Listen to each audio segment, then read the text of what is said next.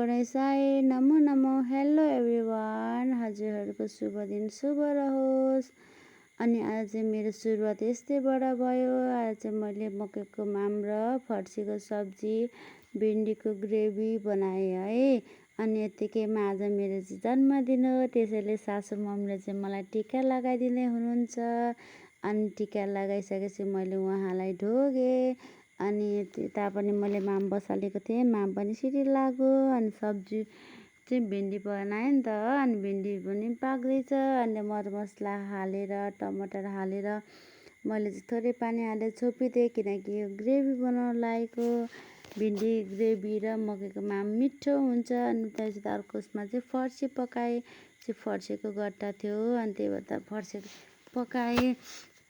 अनि फर्सी चलाउँदै गर्दैछु, चलाउनलाई अब ओहिरिसके चलाउनु पऱ्यो नि त। यत्तिकैमा मेरो नानी आउँछ, हेर्नु न, नानी आएपछि उसलाई मैले बोक्नुपर्छ, माया गर्नुपर्छ।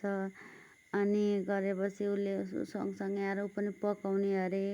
अब अहिलेको बच्चाहरू के हो म त छक्कै पर्छु। हेर्नु न, उनीहरूको कुरा सुन्छु, उनीहरूको गफ सुन्छु होइन। अब यस्तै हुँदै गयो भने त ठिकै छ होइन। सानो त्यस्तै भएर गयो, अब पछि ठुलो भएपछि कस्ता हुने हो, के हुने हो होइन।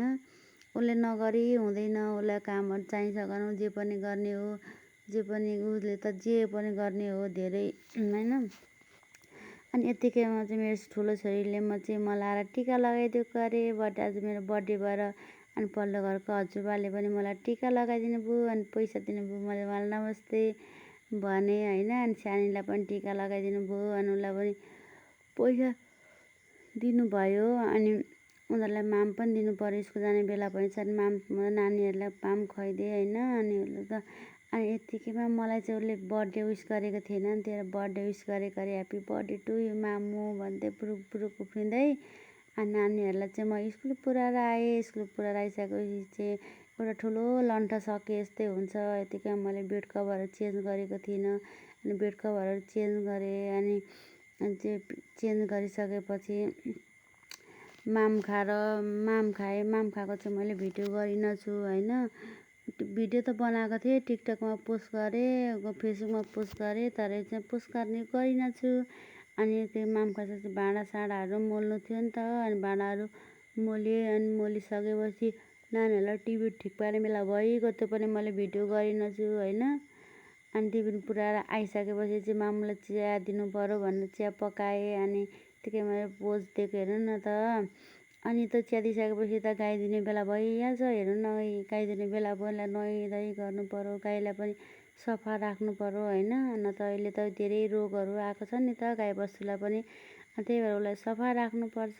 अनि मैले सफा सुग्घर गरेर गाई दुहिसकेँ। गाई दुहिसकेपछि गाईले दुध दिइसकेपछि पनि सफा गर्नुपर्छ है साथी हो, किनकि ब्याक्टेरिया हुन्छ अरे, त्यसले गाईबस्तुलाई असर गर्छ, बिमारी हुन्छ होइन। बेलुकाको सब्जी खेलाउनु पऱ्यो नि त। अनि त्यो मेरो बर्थडे थियो, अनि बर्थडेमा उयो विस गर्नुभएको सबैलाई रिप्लाई त दिनु पऱ्यो नि त। त्यही भएर मोबाइल हेर्दै रिप्लाई दिँदै थिएँ।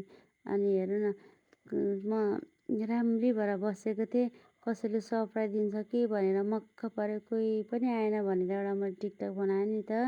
अनि यो टिकटक बनाएको चाहिँ भिडियो हो। अनि यो चाहिँ टिकटकमा मैले हालेको छु होइन। को त मेरो साथी हुनुहुन्छ भने त टिकटकबाट हेरिसक्नु पनि भयो होला सायद।